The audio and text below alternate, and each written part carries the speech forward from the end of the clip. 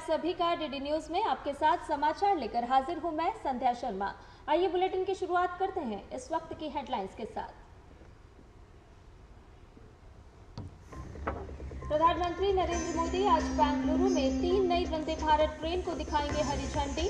नम्मा metro के yellow line का करेंगे उद्घाटन। कई विकास परियोजनाओं की करेंगे शुरुआत।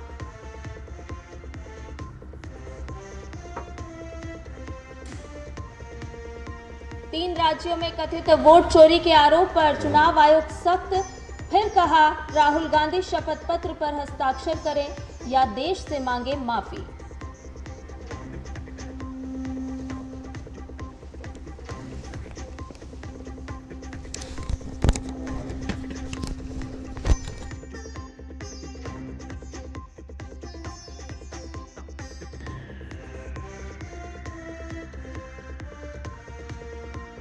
अब तक 1100 से अधिक लोगों को सुरक्षित निकाला गया। राशन के अलावा प्रभावित लोगों को 5-5 लाख रुपए देगी धामी सरकार।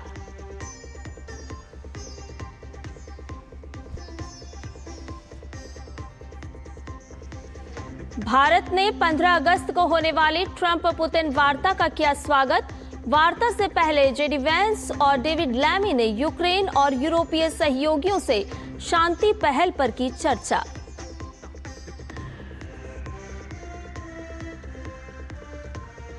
और एशिया रग्बी अंडर 20 प्रतियोगिता में भारतीय महिला टीम ने सेमीफाइनल में पहुंची। यूएई को 31-7 से हराकर सेमीफाइनल में बनाई जगह। आइए सभी खबरों को विस्तार से जान लेते हैं। प्रधानमंत्री नरेंद्र मोदी आज कर्नाटक का दौरा करेंगे, जहां वो बेंगलुरु में विकास की कई योजनाओं की सौगात देंगे। इनमें खास है 3 नई वंदे भारत एक्सप्रेस ट्रेन और नई नम्मा येलो लाइन मेट्रो। आइए देखते हैं पीएम के बेंगलुरु दौरे से जुड़ी ये खास रिपोर्ट। देश की रेल सफर में एक और ऐतिहासिक कदम। 10 अगस्त 2025 को मिलने जा रही हैं 3 नई वंदे भारत एक्सप्रेस ट्रेनें, जिसे प्रधानमंत्री नरेंद्र मोदी बेंगलुरु के केएसआर रेलवे स्टेशन से हरी झंडी दिखाकर रवाना करेंगे। पहली वंदे भारत ट्रेन बेलगावी से क्रांतिवीर संगोली रायण बेंगलुरु के बीच चलेगी, जो बेंगलुरु, तुमकुरू, हासन, चिक्कमगलुरु, चित्रदुर्ग, दावणगेरे, हावेरी, धारवाड़, उत्तर कन्नड़ और बेलगावी जैसे जिलों को तेज रफ्तार से जोड़ेगी। दूसरी वंदे भारत एक्सप्रेस अजनी, नागपुर से पुणे के बीच शुरू होगी, जिससे नागपुर, वर्धा, अमरावती, अकोला, जलगांव, नासिक, अहिल्यानगर और पुणे के यात्रियों को बेहतर कनेक्टिविटी मिलेगी। तीसरी वंदे भारत ट्रेन अमृतसर से श्री माता वैष्णो देवी कटरा के बीच चलेगी, जो अमृतसर, जालंधर, पठानकोट, जम्मू और रियासी के यात्रियों को तेज और आरामदायक यात्रा का अनुभव दिलाएगी। वंदे भारत है, ये हमारा फ्यूचर एक बहुत बड़ा प्रोडक्ट रहेगा इंटरसिटी ट्रैवल के लिए, जो आम आदमी की को दृष्टि में रखते हुए जो अमृत भारत ट्रेन्स है उसकी भी लॉन्च हो रही है। हम लोग वंदे भारत स्लीपर भी लॉन्च करने जा रहे हैं। ये धीमे धीमे एक बहुत इंपॉर्टेंट फ्यूचर के प्रोडक्ट हो जाएंगे और 2030 तक लगभग जो वंदे भारत के प्रोडक्शन है वो उसमें काफी इजाफा होगा। वहीं देश को 3 और नई वंदे भारत एक्सप्रेस ट्रेन की सौगात के बाद बेंगलुरु के लोगों को प्रधानमंत्री मोदी एक और बड़ी सौगात देंगे, यानी नम्मा मेट्रो की येलो लाइन की। इस 19.15 किलोमीटर लंबे मेट्रो कॉरिडोर पर हर 25 मिनट में 3 चालक रहित ट्रेनें चलेंगी।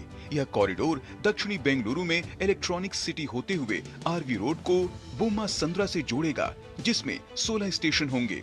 इस नई येलो लाइन के शुरू होने से दक्षिण बेंगलुरु के औद्योगिक क्षेत्रों को बेहतर कनेक्टिविटी मिलेगी और लोगों को विश्व स्तरीय आरामदायक यात्रा का आनंद। साथ ही सबसे बड़ी बात, लोगों को ट्रैफिक से निजात मिलेगी। प्रधानमंत्री नरेंद्र मोदी रविवार को बेंगलुरु में पर्पल लाइन और ग्रीन लाइन के बाद अब इस तीसरे येलो लाइन मेट्रो की भी शुरुआत करेंगे, जो यहाँ के लोगों को ट्रैफिक से निजात दिलाएगा और रागीगुडा से लेकर इंफोसिस तक का विश्व स्तरीय यात्रा का अनुभव भी कराएगा।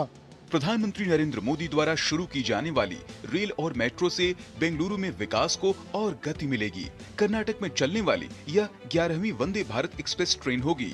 वहीं आंकड़ों पर नजर डालें तो देश भर में वंदे भारत ट्रेन 144 सेवाओं के जरिए 24 राज्यों और केंद्र शासित प्रदेशों तक पहुंच चुकी है, जो अब 150 तक पहुंच जाएगी। सरकार का लक्ष्य अगले 3 वर्षों में 200 और वंदे भारत ट्रेनों को शुरू करने का है। निश्चित ही ये कहना गलत नहीं होगा कि बेंगलुरु से बेलगावी के बीच नई वंदे भारत ट्रेन और नई येलो मेट्रो लाइन यात्रा समय को तो कम करेंगी ही, साथ ही यात्रियों को तेज, सुरक्षित और आरामदायक सफर का भी अनुभव कराएगी। Abhishek Singh, DD news, Bengaluru. रेल मंत्री अश्विनी वैष्णव ने कल बेंगलुरु में वंदे भारत एक्सप्रेस का निरीक्षण किया, जिसे आज प्रधानमंत्री नरेंद्र मोदी बेंगलुरु के केएसआर रेलवे स्टेशन से हरी झंडी दिखाएंगे।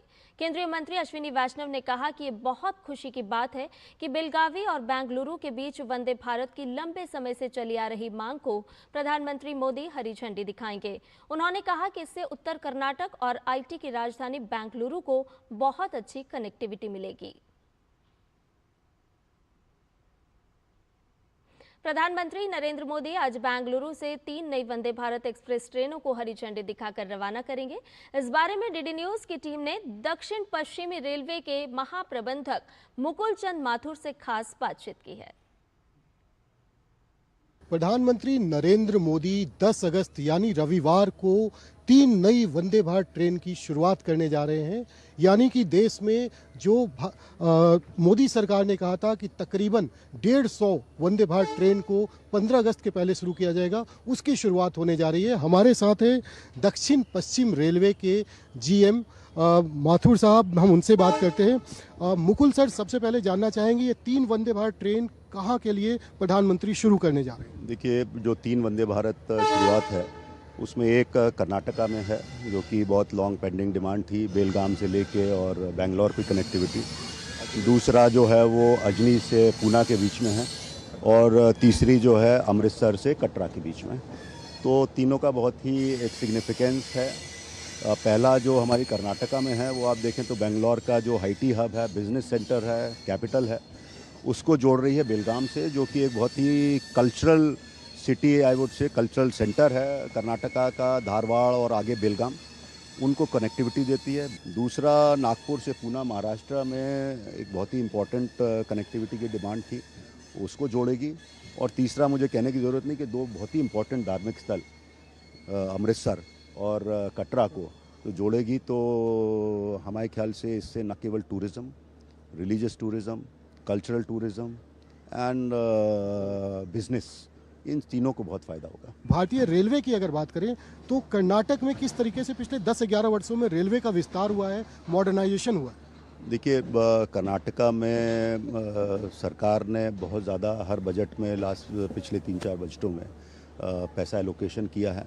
बहुत इम्पोर्टेंट प्रोजेक्ट्स ना हो केवल फ्रेट की दृष्टि से और पैसेंजर की दृष्टि से किए हैं, और वंदे भारत जो 10 चल रही हैं वो भी काफ़ी पॉपुलर हैं। और मुझे लगता है कि कर्नाटका में जो बिज़नेस सेंटर्स हैं और जो कल्चरल सेंटर्स हैं और टूरिस्ट, वो इतना ज़्यादा पोटेंशियल है जो अनटैप्ड था।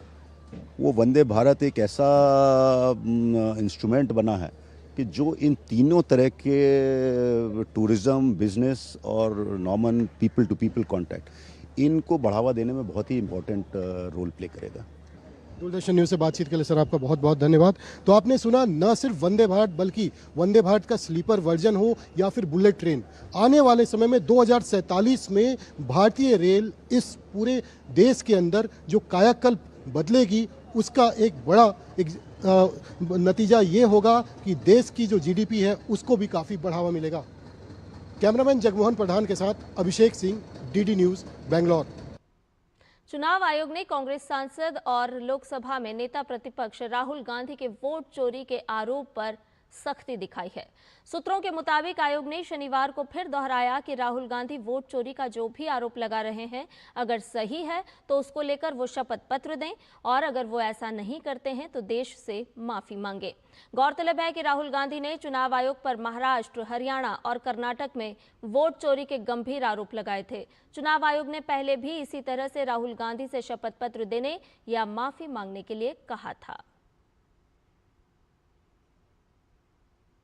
बिहार विधानसभा में विपक्ष के नेता तेजस्वी प्रसाद यादव ने 2 एपिक कार्ड रखने के मामले में चुनाव आयोग की ओर से भेजे गए नोटिस पर अपना जवाब भेज दिया है। बिहार की राजनीति में नेता प्रतिपक्ष तेजस्वी प्रसाद यादव पर 2 एपिक कार्ड रखने के मामले ने तब और तूल पकड़ा जब उनकी ओर से मीडिया के सामने दिखाए गए एपिक कार्ड को आयोग ने शुक्रवार को फर्जी करार दे दिया था। उत्तराखंड के उत्तरकाशी जनपद में बीते 5 अगस्त को आई प्राकृतिक आपदा से बुरी तरह प्रभावित धराली और हर्षिल से कुल 1126 लोगों को अब तक सुरक्षित स्थानों पर पहुंचाया जा चुका है। कल युद्ध स्तर पर राहत और बचाव कार्य संचालित किए गए और कुल 480 लोगों को हर्षिल तथा नेलांग से लाकर जॉलीग्रांट, मातली तथा चिन्याली सौंड से उनके गंतव्य के लिए रवाना किया गया। हर्षिल तथा धराली में डीजल की किल्लत ना हो, इसके लिए खाद्य एवं नागरिक आपूर्ति विभाग को हर दिन 2000 लीटर डीजल भेजने के निर्देश दिए गए हैं। उत्तराखंड के सीएम पुष्कर सिंह धामी ने धराली आपदा में मारे गए लोगों के लिए तत्काल सहायता की घोषणा की है। जिन लोगों ने अपने परिजनों को इस हादसे में खोया है, उन्हें 5-5 लाख रुपए की सहायता देने की सीएम धामी ने घोषणा की है। पटना जंक्शन क्षेत्र में यातायात व्यवस्था को सुधारने और शहरवासियों को बेहतर सुविधाएं देने के उद्देश्य से एक अत्याधुनिक मल्टी मॉडल हब और सबवे का निर्माण किया गया है। ये पहल पटना स्मार्ट सिटी की तरफ से कराई गई है, जिसका मकसद जंक्शन क्षेत्र में ट्रैफिक जाम की समस्या को कम करना और यात्रियों के लिए सुविधाजनक परिवहन व्यवस्था उपलब्ध कराना है। पटना शहर में वर्षों से जाम की समस्या एक बड़ी परेशानी रही है, खासकर जंक्शन क्षेत्र में। इस नई मल्टी मॉडल हब और सबवे के बनने से उम्मीद की जा रही है कि शहर वासियों को अपने मंजिल तक पहुंचने में अब कम समय लगेगा और ट्रैफिक का दबाव भी कम होगा। इस परियोजना से न केवल यात्रियों को सहूलियत मिलेगी, बल्कि पटना की यातायात व्यवस्था भी अधिक सुव्यवस्थित होगी। अच्छा हुआ है, यहाँ पर साफ सुथरा जगह भी है, गाड़ी रुकने का जगह है। पहले तक बाहर में जो है कि दिक्कत होता था, रोड पे गाड़ी रहती थी, ट्रैफिक जाम हो जाता था।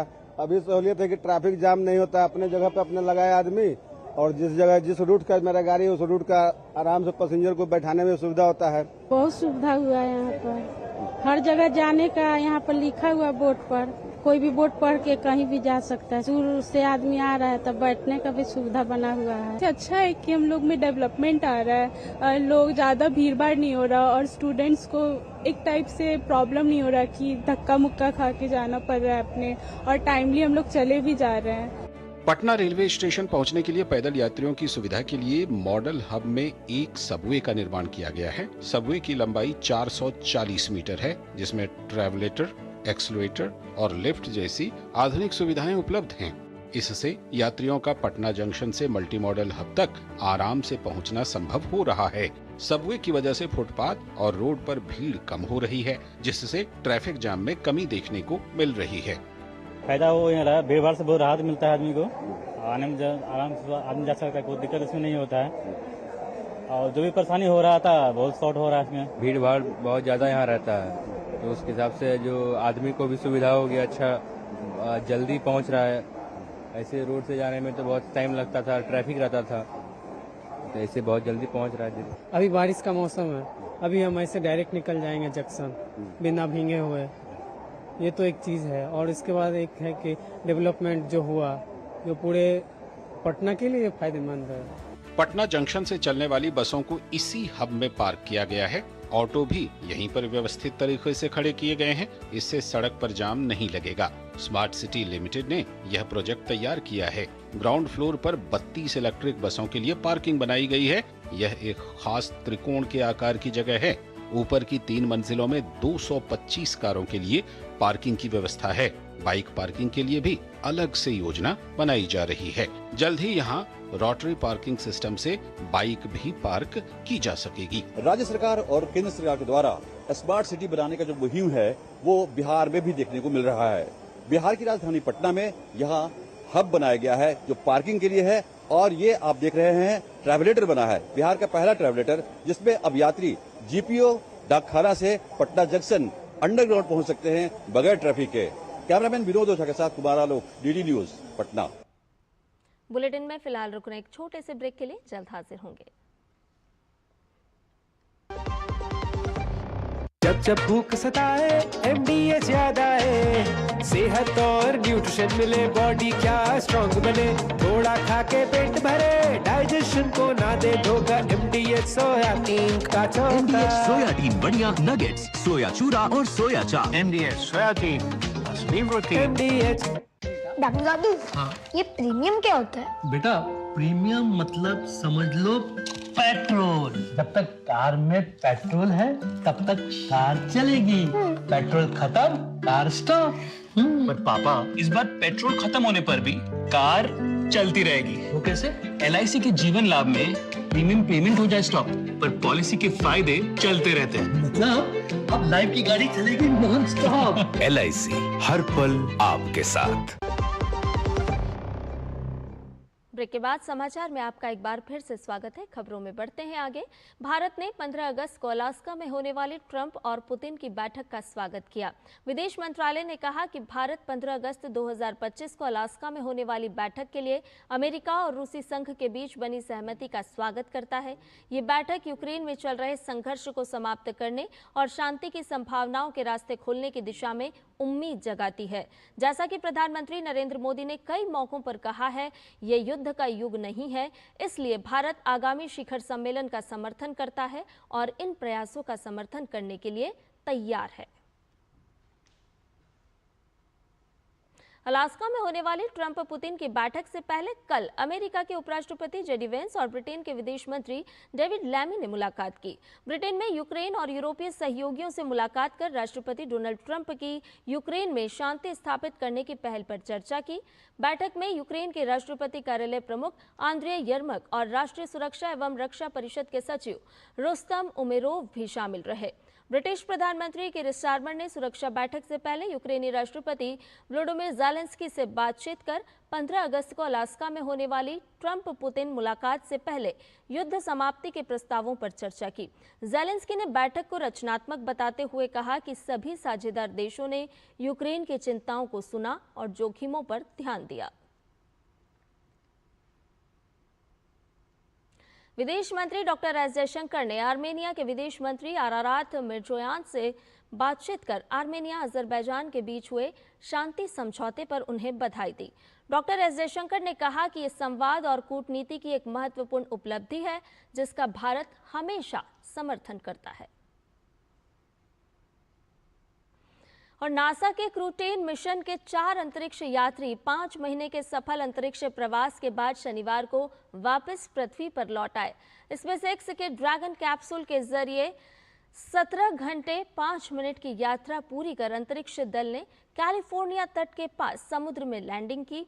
इस दल में अमेरिकी अंतरिक्ष यात्री निकोल एयर्स और मिशन कमांडर एन मैकलेन, जापान के ताकुआ ओनिशी और रूसी अंतरिक्ष यात्री किरिल पेस्कोव शामिल थे। ये टीम 14 मार्च 2025 को ISS के लिए रवाना हुई थी। इस दल ने क्रू 9 दल की जगह ली थी और वहां पर 146 दिनों के दौरान 200 से अधिक वैज्ञानिक प्रयोग पूरे किए। नासा ने कहा कि अंतरिक्ष यात्री अपने साथ important and time sensitive research लेकर लौटे हैं जो माइक्रोग्रेविटी वातावरण में पूरा किया गया। चिली की राजधानी सैंटियागो और अर्जेंटीना की राजधानी ब्यूनस आयर्स में शनिवार को लोगों ने फिलिस्तीनियों के समर्थन में रैली निकाली और गाजा में इजरायल की कार्रवाई की निंदा की। प्रदर्शनकारियों ने जनसंहार रोको के नारे लगाए और सरकार से इजरायल से संबंध तोड़ने की अपील की। मानवाधिकार संगठनों के प्रतिनिधि और फिलिस्तीनी मूल के लोग भी इस प्रदर्शन में शामिल हुए। चिली में प्रदर्शनकारी इजरायल पर फिलिस्तीनी जनता को भूखा रखने का आरोप लगा रहे हैं। ये प्रदर्शन ऐसे समय में हुए हैं जब गाजा में भूखमरी और विस्थापन को लेकर अंतर्राष्ट्रीय आलोचना बढ़ रही है। लगभग 20 लाख की आबादी वाले गाजा में पिछले 22 महीनों में अधिकांश लोग कई बार विस्थापित हुए हैं और सहायता एजेंसियों ने चेतावनी दी है कि वहां के निवासी अकाल के कगार पर हैं। भारत में स्वच्छ ऊर्जा की दिशा में बायोफ्यूल एक गेम चेंजर बनकर उभरा है। साल 2014 में एथेनॉल मिश्रण जहां 1.5% था, वहीं अब ये 2025 में लगभग 20% तक पहुंच चुका है। नतीजा प्रदूषण में कमी, किसानों की आय में बढ़ोतरी और विदेशी मुद्रा में भारी बचत। आइए देखते हैं ये खास रिपोर्ट।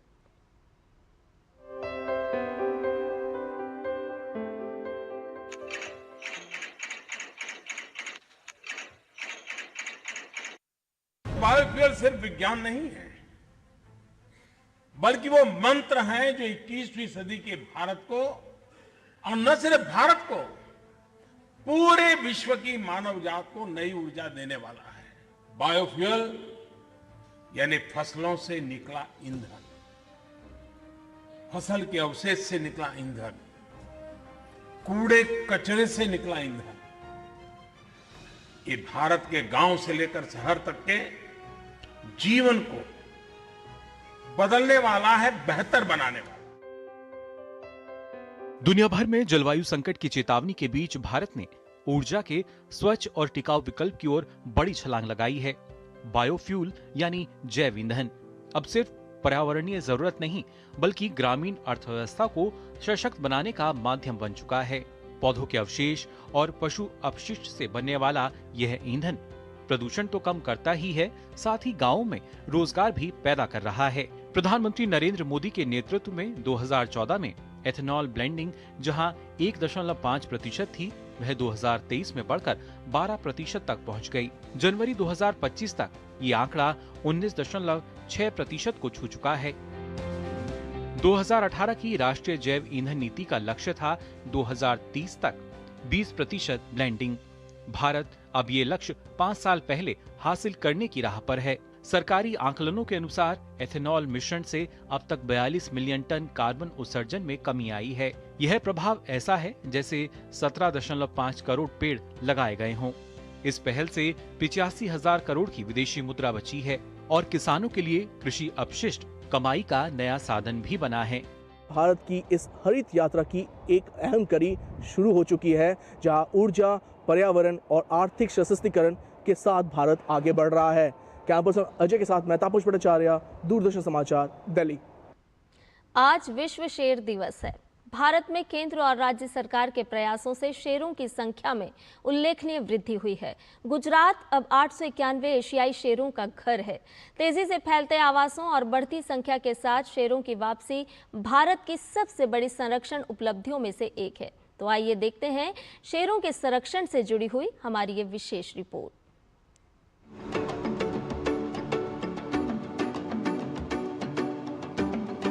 वर्ल्ड लायन डे एक वैश्विक स्मरण कि जंगल के राजा को हमारी सुरक्षा की जरूरत क्यों है। हर साल 10 अगस्त को मनाया जाने वाला यह दिन शेरों की स्थिति, उनके सिमटते आवास और संरक्षण की तत्काल आवश्यकता को उजागर करता है। भारत के लिए यह गर्व का विषय भी है, क्योंकि एशियाई शेर जो कभी विलुप्त की कगार पर थे, अब फिर से दहाड़ रहे हैं। 2025 की गणना के अनुसार गुजरात में अब 891 शेर हैं। 2020 के मुकाबले 32.19 की उल्लेखनीय वृद्धि और पिछले 10 वर्षों में 70% की जबरदस्त बढ़ोतरी। वर्ल्ड लायन डे का पूरा सेलिब्रेशन है, ये अपने 2016 से भारत में शुरू किया गया था। शुरू में देखें तो बहुत अच्छा पार्टिसिपेशन था, ऐसे बढ़ते बढ़ते लास्ट ईयर का भी जब मैं बात करूं तो 18,90,000 का पूरा पार्टिसिपेशन था। और बहुत ही इस तरह का एक अवेयरनेस हो गया है कि ज्यादा से ज्यादा लोग जुड़ रहे हैं अवेयरनेस के बारे में, एक दूसरे को अवेयर कर रहे हैं कंजर्वेशन में। जो एक सौराष्ट्र का को एग्जिस्टेंस का भी एक मॉडल है बहुत ही अच्छा वाइल्ड लाइफ कंजर्वेशन में, तो उस सब चीज को भी प्रमोट किया जाता है, कम्युनिटी को साथ में ज्यादा जोड़ा जाता है। तो ये सारे के सारे इनिशिएटिव लेकर के और पूरे लैंडस्केप के अंदर में वर्ल्ड लायन डे सेलिब्रेट किया जाएगा। 20वीं सदी की शुरुआत में गिने चुने शेरों से लेकर आज लगभग 900 तक की यात्रा, एशियाई शेर की यह कहानी भारत के सबसे बड़े वन्य जीव संरक्षण प्रयासों में से एक बन चुकी है। भारत ने एशियाई शेरों को पुनर्जीवित कर विश्व भर में संरक्षण का उदाहरण पेश किया है, लेकिन यह सफर यहीं खत्म नहीं होता, यह तो बस शुरुआत है। तापस भट्टाचार्य की रिपोर्ट, डीडी न्यूज। खेल की खबरों में भारत की महिला टीम ने Asia rugby Emirates rugby 7 under 20 championship में शानदार खेल का प्रदर्शन करते हुए सेमीफाइनल में जगह बना ली है। महिला टीम ने कल दिन के आखिरी मुकाबले में यूएई को 31-7 से मात देकर सेमीफाइनल में प्रवेश किया। कप्तान भूमिका ने 2 ट्राई, उपकप्तान तनुश्री भोसल ने 1 ट्राई, जबकि मुस्कान पिपलोड़ा और अंशु ने भी स्कोर किया। इस जीत के साथ ही टीम ने सेमीफाइनल का टिकट पक्का कर लिया है। इससे पहले भारतीय महिला टीम ने कजाकिस्तान पर 17-10 से संघर्षपूर्ण जीत दर्ज कर शानदार शुरुआत की। महिला टीम का सेमीफाइनल में मुकाबला चीन से होगा। वहीं भारतीय पुरुष टीम ने यूएई को 24-17 से हराकर ऐतिहासिक जीत दर्ज की है। समाचार में फिलहाल के लिए इतना ही। मुझे दीजिए इजाजत, लेकिन डीडी न्यूज पर खबरों का सिलसिला लगातार जारी रहेगा। नमस्कार।